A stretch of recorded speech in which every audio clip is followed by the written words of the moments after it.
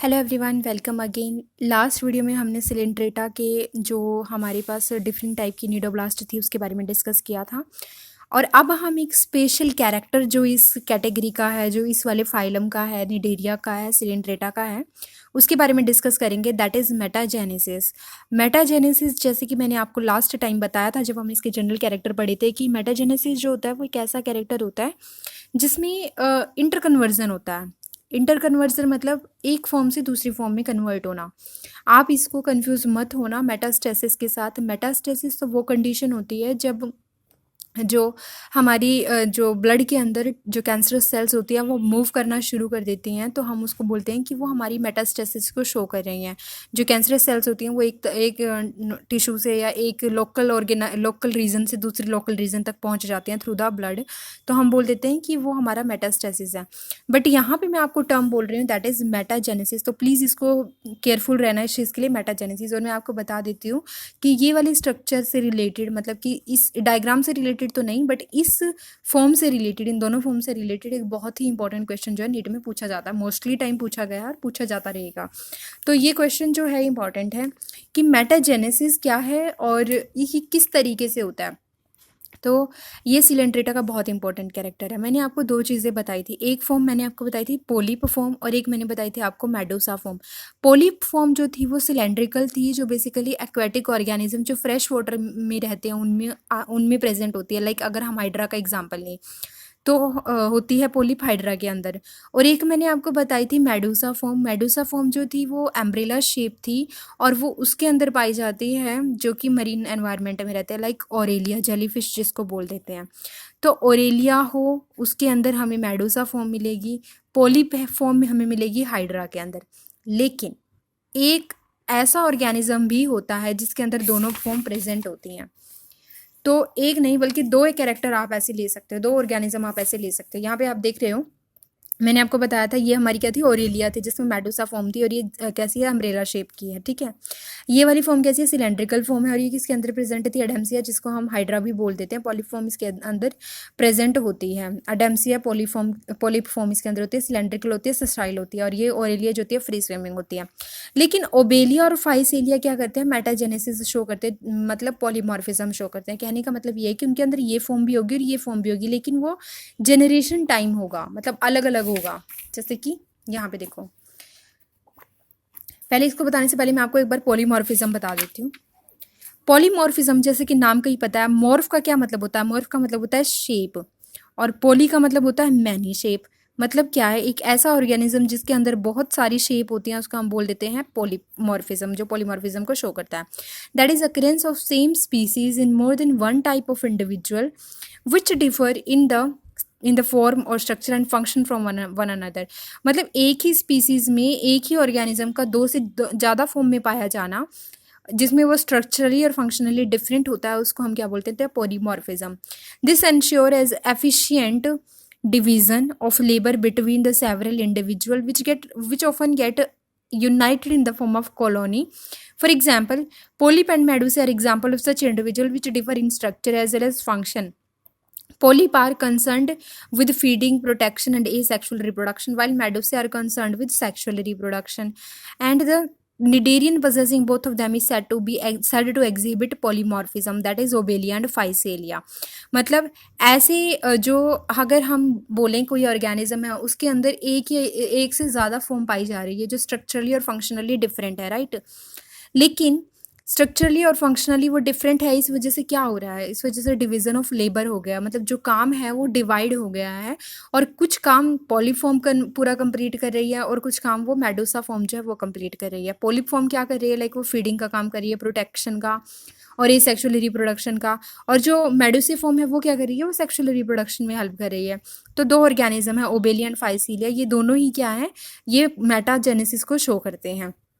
Jellyfish एक example दिया हुआ है। जेलीफिश मैंने आपको बताया था ऑरेलिया जेलीफिश होती है जो मेडूसा फॉर्म को शो करती है। Jellyfish is not a true fish. आप कंफ्यूज मत होना कि यहाँ पे फिश लिखा है तो ये पाइसिस कैटेगरी, पाइसिस फाइलम में बिलोंग करेगी, नहीं, पाइसिस सब फाइलम है। तो जेलीफिश उसके अंदर नहीं आती। ये एक ना ही वर्टिब्रेट है, कोई वर्टिब्रेट नहीं है ये, और ना ही इसके पास कोई बैकबोन है। जबकि इसका नाम जो है जेलीफिश वो ओरेलिया है ओरेलिया को हम जेली फिश बोलते हैं because its body is made up of a jelly like substance. इसकी जो बॉडी है वो बहुत ही जेली लाइक सब्सटेंस से मिलकर बनी हुई होती है, इसलिए हम इसको जेली फिश बोल देते हैं। ओके, तो ठीक है, अब मैं आपको मेटाजेनेसिस बता देती हूँ। देखो, मैंने आपको बताया, सबसे पहले दिमाग में रखना कि इसके पास दो फॉर्म होंगी। ओबेलिया है तो ओबेलिया के पास, मैं एक एग्जांपल ओबेलिया का लेके शो कर रही हूँ। ओबेलिया के पास दोनों फॉर्म होंगी, एक होगी पोलिप और एक होगी मेडुसे। दोनों में डिवीजन ऑफ लेबर होगा, ये कुछ काम करेगी वो कुछ काम करेगी। तो देखो, मान लो ये पूरा का पूरा एक एसेक्सुअल स्टेज थी, यानी पोलिप फॉर्म थी, जो कि किसी सबस्ट्रेट से अटैच है या पानी के अंदर किसी सबस्ट्रेट से अटैच है, जिसको हम बोल देते हैं कि हाइड्रोराइजा के थ्रू पानी में किसी सबस्ट्रेट से अटैच है। अब जैसे प्लांट्स के अंदर सूट लाइक स्ट्रक्चर होती है, स्टेम होता है, ऐसे इसके अंदर भी है, जिसको हम हाइड्रो कैलस बोलते हैं। और यहीं से आउट ग्रोथ निकलना शुरू हो जाते हैं, जिनको बर्ड बोल देते हैं।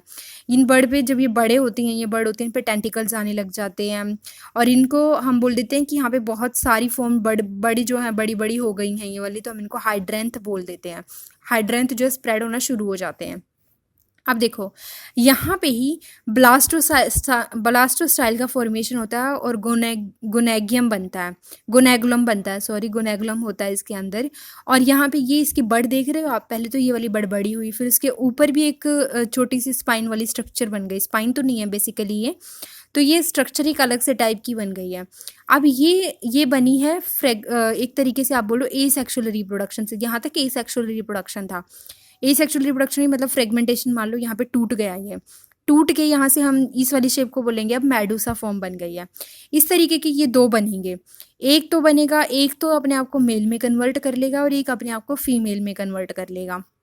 अब मेल में कन्वर्ट करेगा तो गोनेड्स दोनों में बन रहे हैं, तो गोनेड्स बनेंगे तो सेम पता है आपको चीज़ की, अगर मेल है तो उसमें स्पर्म बनेंगे, फीमेल है तो उसमें ओवम बनेंगे। तो उसी तरीके से फिर बने, और ये पानी के अंदर ही क्या हुआ इन दोनों में, अब ये सेक्सुअल स्टेज है, क्योंकि यहाँ पे क्या बन रहे हैं, गोनेड्स है तो गैमेट्स का फॉर्मेशन हो रहा है। यहाँ से आप ये सेक्सुअल रिप्रोडक्शन नहीं करा सकते, फ्रेगमेंटेशन के थ्रू आप नया ऑर्गेनिज्म प्रोड्यूस नहीं कर सकते हो।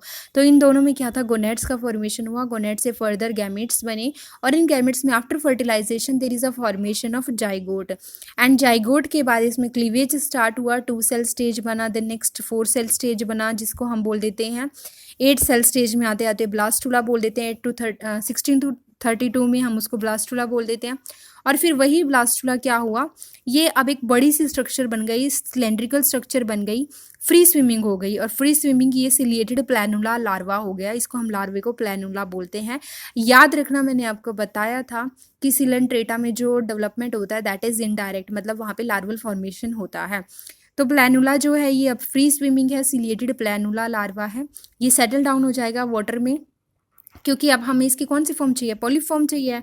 तो पॉलीफॉर्म से आपको पता होना चाहिए कि वो सबस्ट्रेट के साथ अटैच होगी, क्योंकि वो ससाइल इन नेचर है। तो प्लैनुला जो है वो लार्वा सेटल डाउन हो गया और एक यंग पॉलिप फॉर्मेशन हो गया। और फिर सेम चीज़ हुई, वही अटैचमेंट के बाद हाइड्रोला की बडिंग हुई, हाइड्रोला बडिंग के बाद ये पूरा बना, हाइड्रोकैलस बना, बर्ड फॉर्मेशन हुआ। आफ्टर फ्रेगमेंटेशन फिर से क्या हुआ, हमारे पास ये दोनों बन गए, मेल और फीमेल बन गए, सेक्सुअल स्टेज बन गई, फ्री स्विमिंग मेडुसे बन गए, और ये दोनों ने ही फिर से गैमेट का फॉर्मेशन करके हमारे पास अगेन प्लैनुला लार्वा बना के ये साइकिल चलती रहेगी।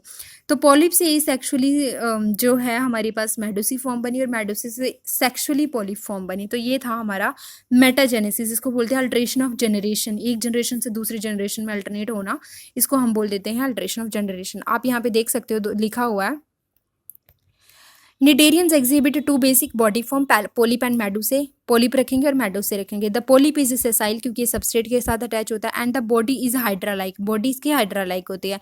That is a cylindrical stock with mouth and tentacle, यहाँ पे टेंटिकल्स भी हैं, माउथ भी हैं, और एक स्टॉक भी है।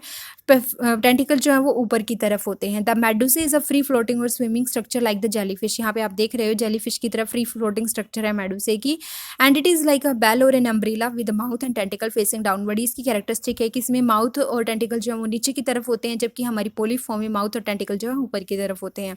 The medusae can be regarded as an upside down polyp, हम बोल सकते हैं कि पॉलिप ही उल्टी हो गई है, इन्वर्टेड हो गई है, वही हमारी क्या बना देती है, हमारे पास वो हमारी क्या बना देती है, सेक्सुअल स्टेज मेडुसा बना देती है, विच विद रिड्यूस्ड स्टॉक, इसमें बस स्टॉक नहीं होती, इसके अंदर पॉलीफॉर्म में स्टॉक होती है, विच कैन स्विम अवे, तो वो फ्रीली स्विम कर सकती है। In many cnidarians polyp give rise to medusa by vegetative budding, इसमें वेजिटेटिव बडिंग हुई थी, मैंने आपको बताया था कि पॉलीफॉर्म में जब वेजिटेटिव बडिंग होती है तो हमारे पास मेडुसा फॉर्म बन जाती है।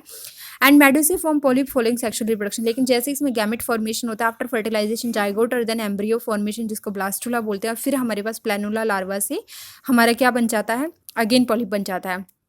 तो ये हुई sexual reproduction. Many like Obelia या फिर फाइसेलिया, वो क्या करते हैं, pass through an alteration of generation between these two forms और स्टेजेस। ओबेलिया में ये दोनों स्टेजेस होते हैं जिसको हम मेटाजेनेसिस बोलते हैं। During sexual reproduction Medusa liberate gamete into water, ये वाटर में ही जाएंगे, जितने भी ये गैमेट बने हैं स्पर्म और ओवम, ये दोनों ही वाटर में लिबरेट हो जाएंगे। एंड आफ्टर फर्टिलाइजेशन जाइगोट का फॉर्मेशन होगा और फिर लार्वा का फॉर्मेशन होगा जिसको हम बोलते हैं सिलिएटेड लार्वा, प्लैनुला बोल देते हैं इसको। ये स्विम करेगा, सेटल करेगा और ग्रोज करेगा एक ससाइल पॉलिप में, सबस्ट्रेट के साथ अटैच हो जाएगा, वापस प्लैनुला लार्वा और एक ग्रो कर जाएगा एक ससाइल फॉर्म में जिसको हम पॉलिप बोल देते हैं।